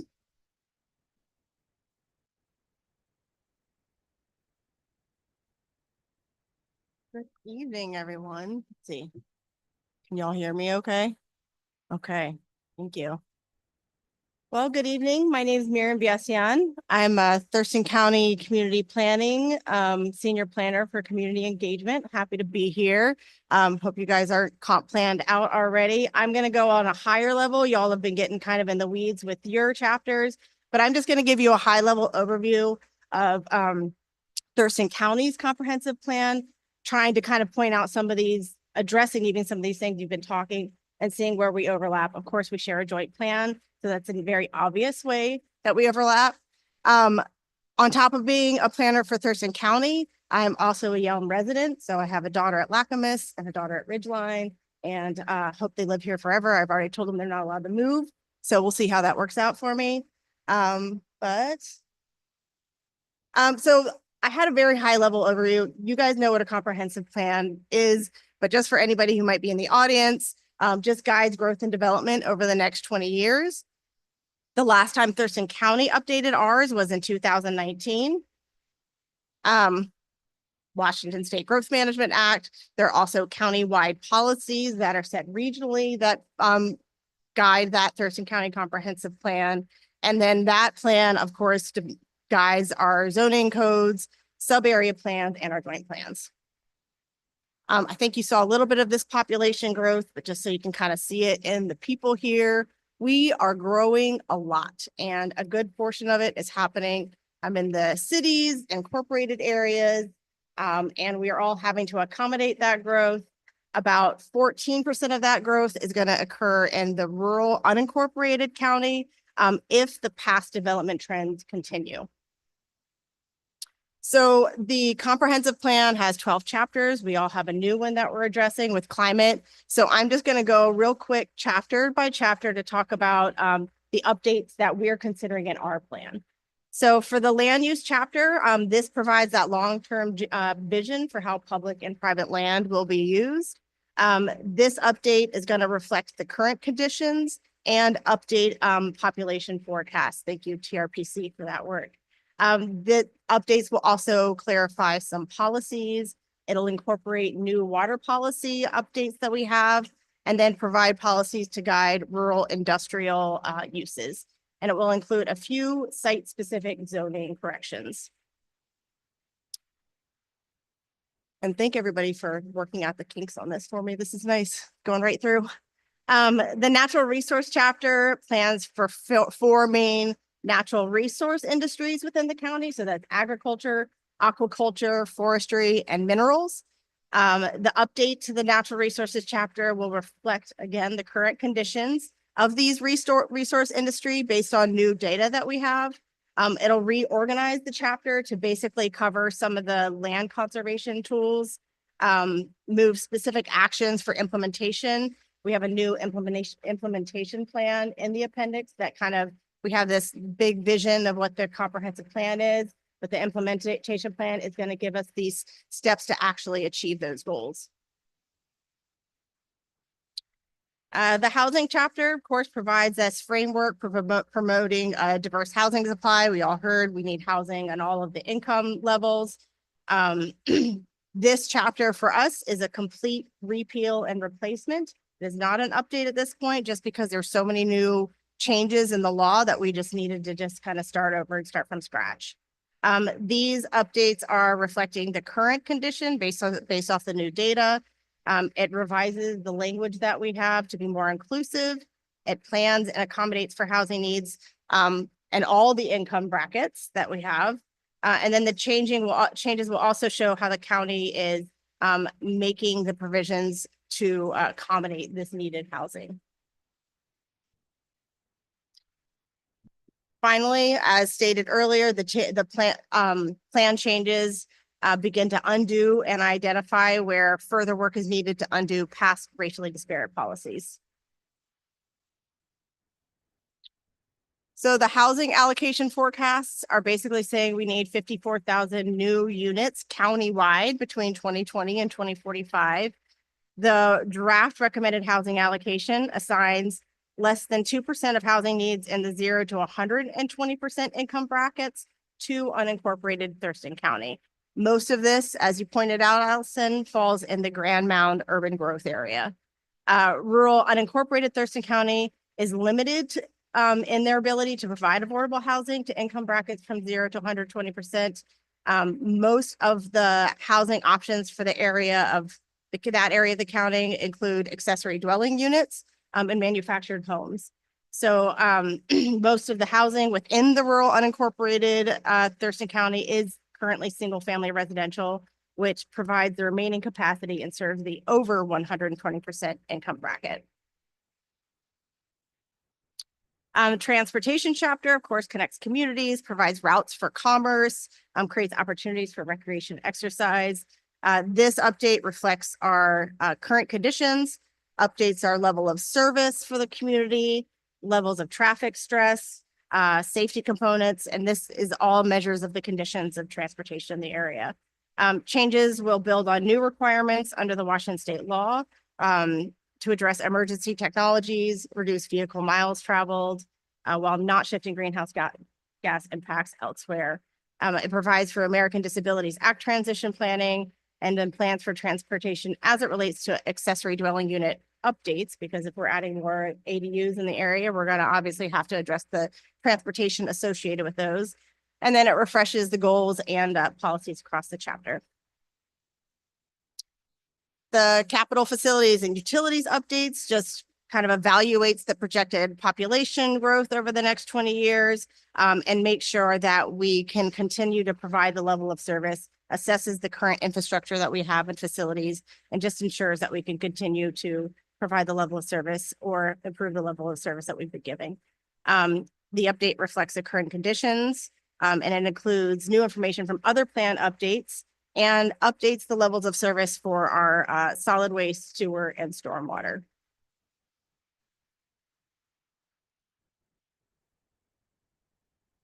So we have the economic development chapter, which we updated in 2020. So we will actually not be updating this. We're going to leave this one alone for this current update. Environment, recreation, open space updates. This provides our strategies for protecting the county's environment and open spaces, fish and wildlife habitat, and our recreational opportunities. This update reflects current conditions, including new information from our other plan updates. It includes a new section on wildlife and habitat corridors and rural tree protections, and updates strategies for surface and groundwater protection, and updates the goals and policies across the chapter. In the past, most of our climate-related information was housed in this chapter, and so that information has actually been pulled into the new required climate chapter. We've recently renamed this chapter to our cultural resources chapter. Right there, it says historic resources, but it has been changed. This provides our goals and policies to protect our county's limited cultural resources. This one will include a new narrative, policies on inadvertent discoveries. It'll update our historic registry, and again, updating goals and policies across the chapter. The health chapter was another one that was recently updated in 2020, so we will also be leaving this one alone. The new climate chapter, this one outlines our community's vulnerabilities. It includes policies around climate mitigation and resiliency. This new chapter is based on the new requirements by our Washington state law. You went over the two kind of major sections, the climate mitigation for greenhouse gases and the climate resiliency. The policies are grouped by the type of sector that they affect. So human well-being and public services, ecosystems and water resources, infrastructure, community design and land use, and then natural industries and economies.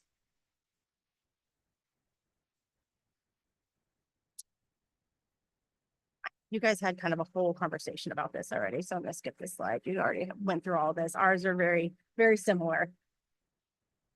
So for us, our development regulations are living outside of our comprehensive plan. They're available built on our Thurston County Code, but as we know, the Thurston County comprehensive plan is informing these development regulations. So the main changes to Thurston County development regulations as part of this update include things with the climate chapter, the housing information, and then some military compatibility. So for climate, how that's going to affect some of our development and code changes. It's going to clarify existing processes that aren't codified for solar panels and electrical vehicle infrastructure. It'll add building requirements for electrical vehicle infrastructure, and then it'll provide new standards and clear permit pathways for other types of solar panel developments not included in the county processes today. So this is like the large ground mounted systems. For housing, the main changes, there's three major changes for unincorporated Thurston County. So for us, the changes will, and these are all proposed changes, they'll allow for detached accessory dwelling units in rural unincorporated county without needing to meet underlying density requirements. These will be allowed on a limited basis based on historic development patterns, and they must still meet water and septic requirements. The changes will also streamline mobile home permitting. Currently, mobile home communities have to go through a hearing examiner special use permit, which is a very long process. Instead, they'll be able to go through just an administrative special use permit, which is a much kind of more streamlined process for them. The changes will also allow for limited density bonuses in conservation subdivisions. So these density bonuses will only be allowed when there have been retired development rights within the same habitat conservation plan service area. So that's the plan that kind of addresses the Endangered Species Act and the species we have in the our prairies. These bonuses can be achieved through two routes, either smaller house sizes or land conservation.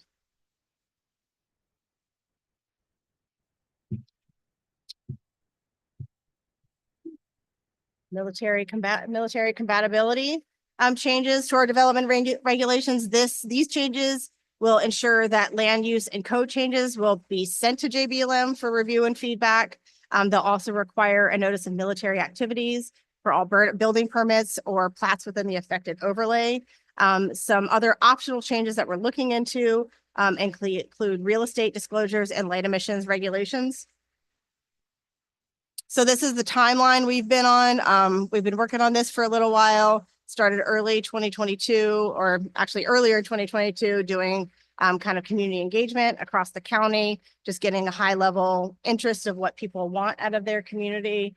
Most of the time, no matter what sort of event I went to, whether it was a watershed festival in Nisqually or the Rainier Roundup or the Yelm Barbecue, we all basically just wanted clean water, clean air, affordable housing, and, you know, we're more alike than we are different, basically, in what we want. So that was really good conversations I had with the community. We are currently in our planning commission review. Hopefully they'll be done by around June 2025, and then we'll move that through our Board of County Commissioners. If anybody in here would like to provide feedback on that, you can scan that QR code, or we have thurston2545.org. Feel free to submit comments.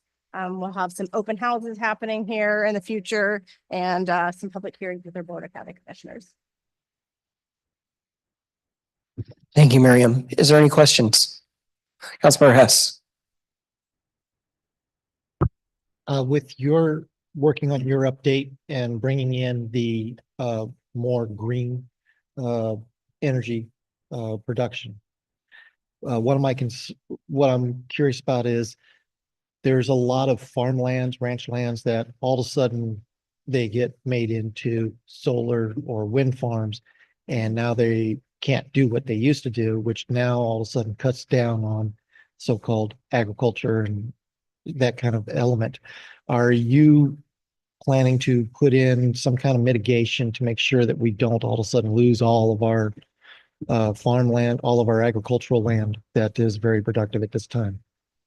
Well, some of our farmers have been installing solar panels along with the farms, and it actually provides their cows with shade. So there is a way to do it in coordination with farming. We are responding to permit applications that are coming in. So right now we're trying to catch up with the fact that we don't have these policies in place or updated enough to come in to address the permit applications that have been coming in. So, yeah, they'll be susceptible to the same policies that any development is, as far as paving over farmland and habitat. Thank you, Miriam, for your presentation. Yeah, thank you. All right, we're now moving on to public comment. We have one person already signed up, but if there's anyone from the public that wishes to address the council, please fill out one of these blue cards. They're right there as you walk in, and bring it on up. Otherwise, let's start off with Bob Sternoff.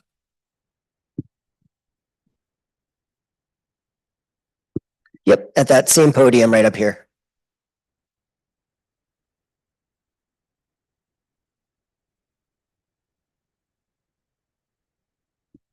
My name is this on. I think it is.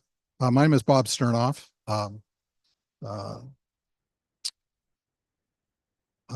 Mayor, members of council. I own the property located at the corner of Canal and NP Road, the 10 acres next to Safari Auto Wrecking. Been in my family for over 40 years now, despite our efforts to although we've never really tried to sell it, I guess, but try to develop it. And the reason I'm here tonight is I don't know if the council, mayor is aware, but the governor signed a bill the other day directly impacting a use that I've been working on with Cody and with Gary and staff for about the last year and a half, and that is to build a 55 plus manufactured home park there, approximately 70 to 75 pads. The legislation is Enhanced House Bill 1217, rent control. And although maybe well-intentioned, the results are not going to be good for cities and for renters, frankly. What it does specifically is it limits the ability of landlords to raise rents. And what they did basically was the legislature and the governor agreed to put in if you own a single family or multifamily project, you could raise 7 to 10%. The 10% would be over and above the 7% if you could show that the CPI had gone up. Unfortunately, in the manufactured home parks, 5%. Okay, well, that's bad. But what makes it even worse is for those of us who want to develop something like this, the difference between building a duplex or a single family or a multifamily project is that you would be given, if you built one of those particular projects, a period of 12 years to get your rent to be, so you know what your costs are. Mobile home park or manufactured home park, 0. So for someone who's been working on this for 18 months, I've expended tens of thousands of dollars. I saw this bill start to come up. I actually live in Kirkland, Washington. That's where I'm from. And I'd like to thank all of you for your service because I had 17 years of public service, including 8 years in the city council. So thank you for your efforts and your time. I know what it's like. And I know what growth management is about, and I know all of that, and it's hard. In this case, as a landowner and as someone who's trying to build a type of housing here that is not that was identified in your housing plan, it's just made it really difficult for me now. I put the project on hold. I will be talking to your planning staff tomorrow to see what can happen, but I invite any of you who have any ideas how this could work. We are in a Final thoughts, please. excuse me. Your time is up. Just final thoughts, please. Final thoughts are we were okay to go ahead with this as a rental project. Basically, the land would be rented and the homes would be owned by the all new homes, by the way, by the people that would purchase. So anyway, just wanted to bring you an update on that, and thank you for your service. Thank you. Is there anyone else from the public? Is there anyone else online? Councilmember Crossman?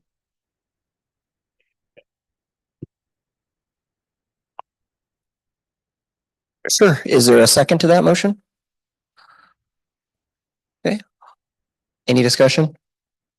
All those in favor say aye. Any opposed say nay. We're at recess for 10 minutes.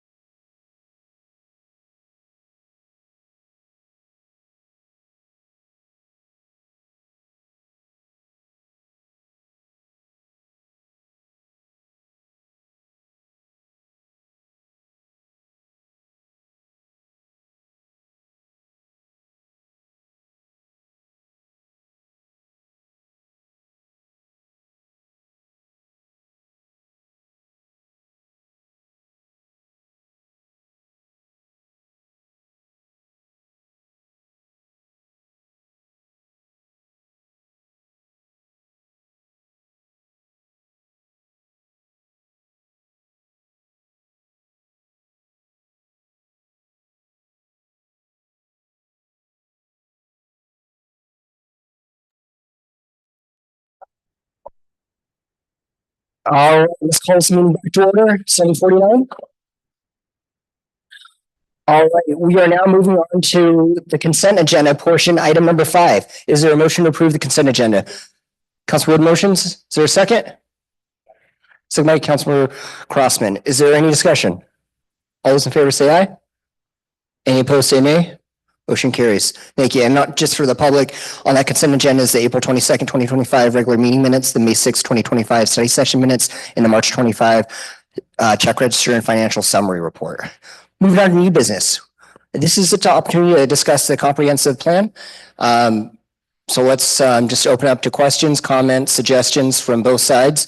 If there's any on what we just heard, where would you like to see this plan go?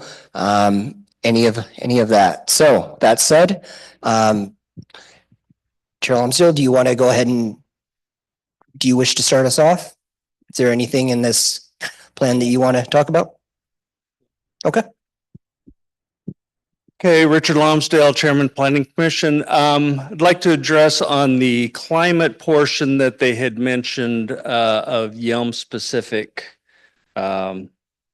portions, and I would like to thank them for including that because that was a major part of when they did the presentation to the Planning Commission in February that we had asked that Yelm in itself is basically a special community because of where we're at and a lot of the traffic where 6% of the population working 90 minutes away, traffic having to go, half hour to, major, suppliers and groceries and things along that line. So they took it to heart. They included it in the updated presentation. And I just appreciate that they did that. And we look forward to the transportation portion being briefed to the Planning Commission when that's done. Council, any discussion? It's a good opportunity to chat with the Planning Commission. Councilor Hess. For the Planning Commission, one of the things that in the comprehensive plan that I would appreciate the consideration of, because you're looking at 20 years out, is with Intercity Transit Authority. Somewhere where we can have a bus terminal that Bus 94 can meet at. And I'm working with them on trying to see about getting smaller buses that can be utilized to go out as far as Lake Lawrence, Clearwood, as well as the various neighborhoods here in Yelm, to be able to allow people to get to Safeway, the theater, restaurants, whatever it may be, so that we can help out those who are one-car families and the breadwinner, whichever way you want to put it, takes the car and now somebody needs to be able to do something else. And it's just trying to find out, is there a piece of land somewhere that either the city already owns or that we could would be the best place. That's something that I would appreciate if we could look at, because that's a 20-year project, and maybe if we plan ahead, then we don't end up losing out on that. So if that could be considered in that comprehensive plan, I appreciate it. From Planning Commission, want to comment on that? I think that's something we can work on. Okay. All right, Councilor Crossman and Kaminsky. I know Gary had said that, piece by piece is coming to you guys. So when does it come to us then? Like, is it just going to come after all those pieces go to Planning Commission and then the whole unit goes to Planning Commission and then it comes to us at that point in December, I take it? Yes, so Planning Commission, as the advisory board to the City Council, is the first one to actually look at it as a body. They will give recommendations. As you heard from earlier, they are getting portions of it piece by piece. Similarly, we will also be getting presentations piece by piece, some that we've already seen a little bit of after the Planning Commission has. But yes, we will be seeing it. Cody, do we have a timeline for the actual whole comprehensive plan as a whole? Sure, thank you.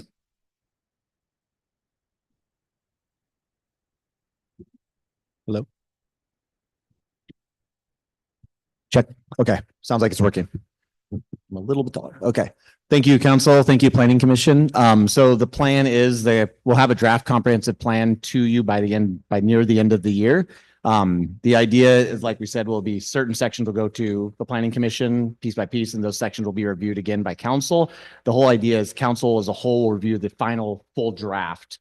After planning commission has reviewed it, made changes and adjustments, and they'll make a recommendation to you to also pass it, where you can make adjustments to it or recommend it back to planning commission. So the idea is planning commission is going to do the legwork. Council, you're kind of getting the end result, but you're giving some input here and there on where you can. Specifically, the Public Services Committee will be giving quite a bit of input because you'll see drafts of it as we get through as well. So thank you, Cody. Councilor Kaminsky. Just a comment on the housing portion. If everybody in Yelm that rented an apartment in the apartment buildings, Creek Street, the new ones up in Homatera, if those were condominiums, you would have an entry level home for a lower price, where young people, older people that want to downsize, whatever, but young people can enter the market. And over time, not that much time, they create wealth for themselves, wealth that they would not have any other way, and wealth that would be greater than that they could commonly do. And with that wealth, they will sell their condos and buy a real house. And that's how the American dream moves forward. But without that, as Josh was saying, no builder is going to build an entry-level home and leave hundreds of thousands of dollars on the table. So as much as I'm not really a huge condo person, I see the value in it. I've sold them to young people who can put $100,000 in their pocket and move forward into something bigger, and then other people can take their place.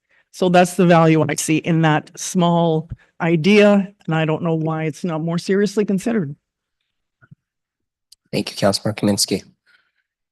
Anything else? Any other thoughts? Councilor Wood.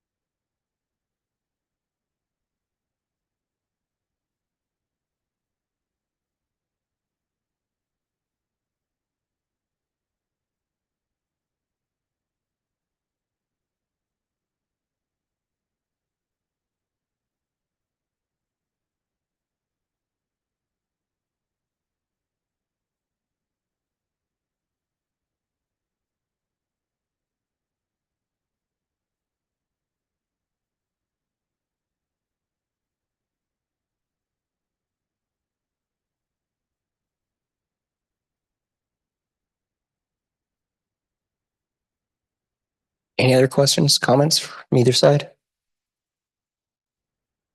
Alrighty. Well, thank you for the Planning Commission for joining us on this meeting. We don't have many opportunities where we get to meet all together like this, so thank you and making the time. I know it's a little bit different from your normal schedule, so thank you.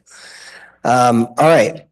If there's nothing else, we will move on to the old business, which there is none scheduled. Moving on to standing council committee reports, starting with the Public Safety Committee.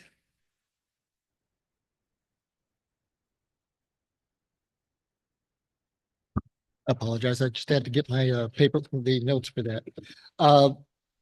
See, looking at on the law enforcement side for public safety.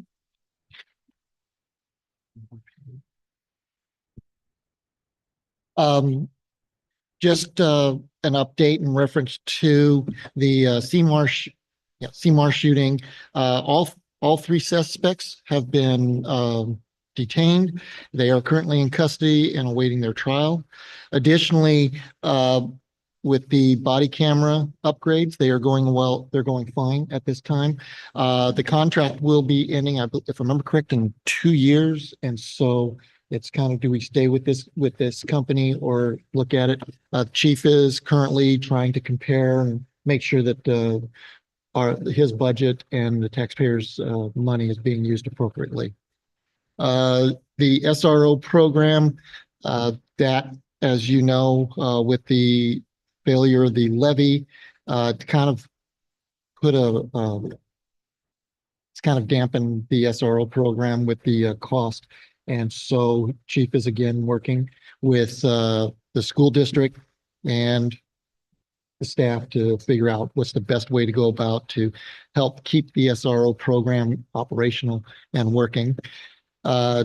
New hires, we've got 3 new individuals that have been brought on. 2 of them, one is in academy right this time, and 2 of them are currently doing local stuff, waiting for academy dates. Then the court update, let me make sure I covered everything. Also, not only with the new hires, but we also have the new weapons have come in. They've gotten their 20 new rifles. They've also gotten some of the other equipment that they asked for. And so they'll be starting their training on those as well, and be working on that. The new weapons, it's making it a lot better for the police department, because now it's all one weapon for everybody, in the sense of everybody has the same one instead of a mismatch of weapons. In addition to the older weapons, when they get ready to be sold, for some of the weapons, because of their age, they will actually bring in a good amount of money for the city. And I would recommend that all monies that are raised from the sale of the old weapons, that be used for public safety when that time comes. Let's see. And then we go into the court. The biggest thing in reference to the court is passport services will be returning soon. They just got done doing their training, and they're looking at the schedule, trying to figure out how they're going to be able to incorporate the passports and get that in line as well. In addition, they just got done rewriting the job description for the county clerk with a variety of levels within that, which is helpful for them, because now with the job description, when they put out for a new hire, they're able to actually have a proper description of what that individual will be doing. And they're also looking at exploring bringing in a new court clerk at this time. And also, we're in reference to the passports. One of the things that they want to try to do is also set up what they call a fair date, be able to have where they come in on a Saturday, where it may be at the farmer's market or during prairie days or something, and they are able to take in as many people as they possibly can. A passport fair. Yes, a passport Here, we're fair. probably going to do it here at the community center. Right. So that is something that we can also look forward to. If you want to keep it updated on that, look for the Nisqually Valley News as well as social media. Those updates will be put in. Other than that, did I miss anything, Mr. Wood? The only thing I would add to that is that the body cameras are working well. Aside from they're having they've had issues with the batteries and them holding charges, and it was something that the chief assured us they were looking into. But that's, I believe, the motivation behind looking at other options as far as companies once our contract is fulfilled. Yes, we are looking at, this has been a few years now since we first deployed it.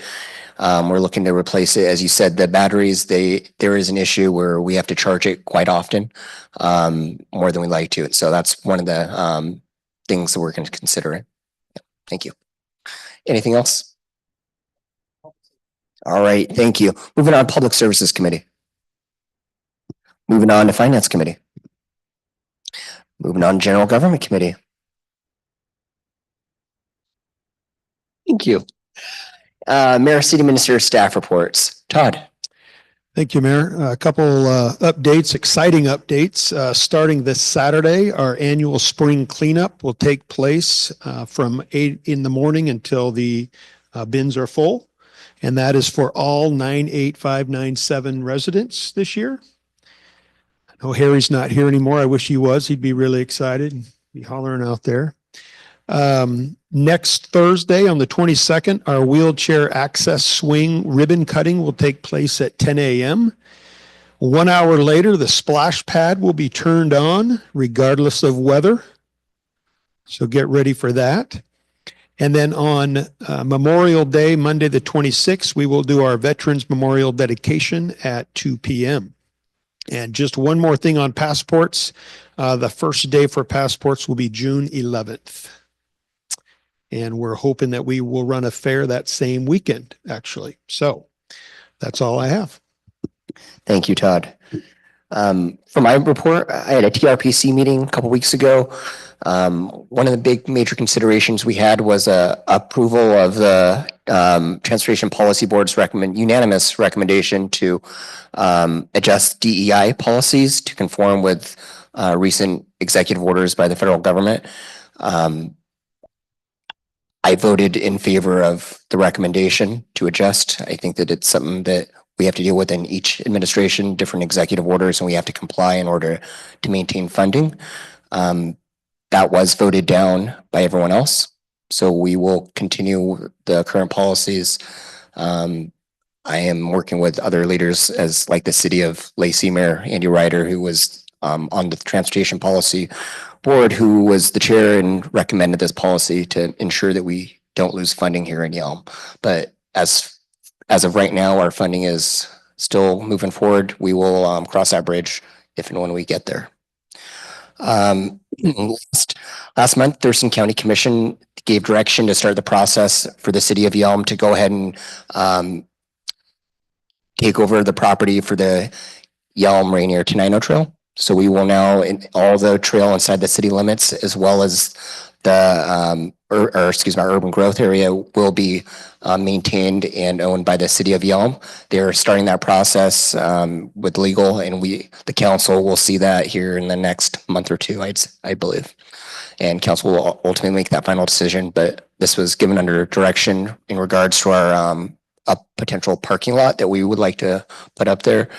Across from the Veterans Memorial, the new Veterans Memorial, which also leads me to the $600,000 that we received for the Veterans Memorial for phase 1. And we will be moving forward with that project later this year and next year mainly. I had a meeting with Lorraine from the Historical Society, the Washington State Historical Society, regarding America's 250th birthday and some of the celebration events that we will be hosting next year. I'm looking forward to that. And that's about all. Any questions for me? All right, moving on to council committee report, starting with Councilmember Wood. Attended to the TCOM Administrative Board meeting. We talked about the Bald Hills site. Presently, it is powered by solar and generator, and we're looking at options to run some power up there, which would potentially the discussion of picking up the piece of property from Weyerhaeuser, because it has been the way it's been designated at this point. They can't harvest the logs there any longer. So there potentially might be something going on there, but otherwise everything's going great with TCOM. Councilor Richardson.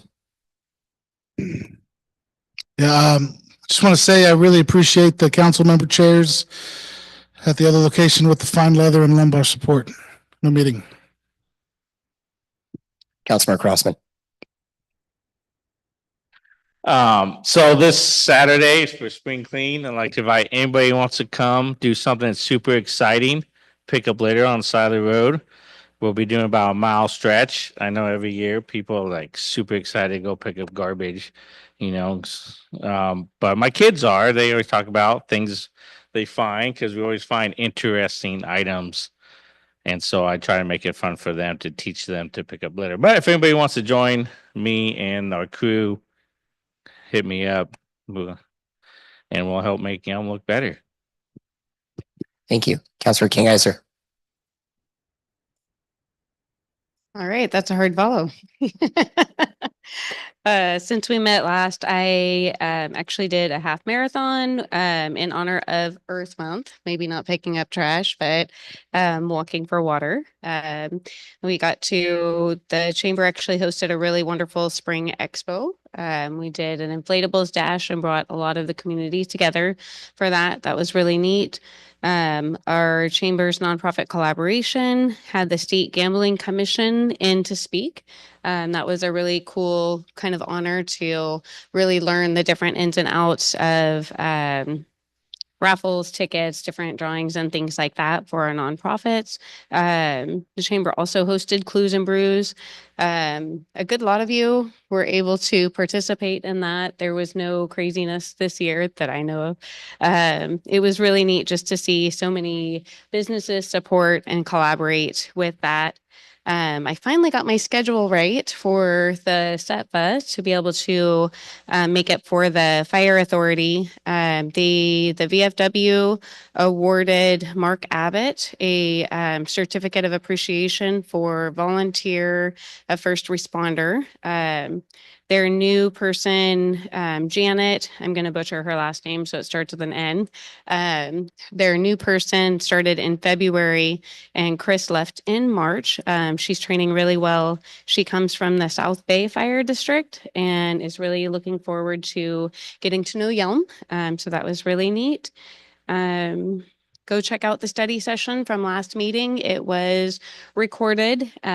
We are looking forward to appointing somebody in position 6. That was a lot of tough choices right there. Some pretty good interviews. That is it. I went to the chamber forum today, and again, that was really fabulous. So thank you. Thank you. Councilmember Hess. Yes, intercity transit, a lot of good things coming from there. One, the union has voted and agreed to the new contract, so we will continue to have drivers. Additionally, we've got 2 out of the 6 grants that they asked for. One of them is doing a Lacey Express, which they're planning to introduce an I-5 service from Lacey Transit Center to the Sounder Station via Hawks Prairie and JBLM. Part of that will also allow people to get onto the Pierce Transit Route 206 to be able to go on base if they happen to have that capability to go on. In addition, we had a wonderful briefing from the Walk and Roll Committee. And I just wanted to share some of the things prior to starting the sharing. I did ask that the person who's responsible for that get in touch with Ms. Lynn Roy, our recreation person, to kind of coordinate some of the activities so that Yelm can also have some of these wonderful activities occur. One of them was the public transit education. They've had about 538 students that have received transit education. They learned how to ride the bus to be able to do it without an adult with them. That was a really big deal because a lot of them were like, I didn't know I could do this. So the kids were introduced to that. There was also they just got done getting a new permanent traffic garden, which I would love to find a way that we can either have one at one of the local schools or even on one of our properties alone. What's nice about it is that's where the kids can learn how to, on a safe place, ride their bikes and walk where there's actual traffic. Gives that opportunity. They also provide a temporary one or a mobile one that goes to the various universities, not universities, schools. And I believe one of our schools was able to participate in that. Let's see. And just for that mobile traffic garden, they had 3,000 plus youth learned bicycle and pedestrian safety skills. They also did the bike rodeo event. This is one of the items that I thought would be really nice to do with the city of Yelm, in particular prior to Prairie Days, because when they got done with their bike rodeo event, the police escorted them for a parade through their little community. So I thought that'd be really nice to add to, Prairie Days, that brand new, the youth that actually learned how to ride their bikes and can do it safely. And then they had a bike rodeo. Summer bike camp is getting ready to start up. If you want information on that, again, go online. It allows the kids to be able to, with adult supervision, ride a bike, go out to a campground and camp somewhere and explore various things. Some of the other activities that they're coming to, they also do a learn to ride class that can be coordinated. They are looking for the volunteers to help refurbish used bikes to be given out to individuals if they go through and they do certain, they go through doing a project or something like that. And they are also getting ready to start a program teaching people how to take care of their bikes if they're interested.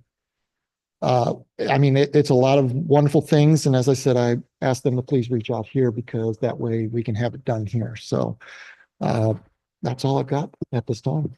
All righty. Thank you. Councilmember Kaminsky. All righty. Well, this brings us to the end of the meeting. Again, thank you to the Planning Commission for attending and joining in. Other than that, we have no executive session scheduled. Take a motion to adjourn. Move to adjourn. Is there a second? Second by Councilmember King. Is there any discussion? All those in favor say aye. Any opposed say nay. We are adjourned.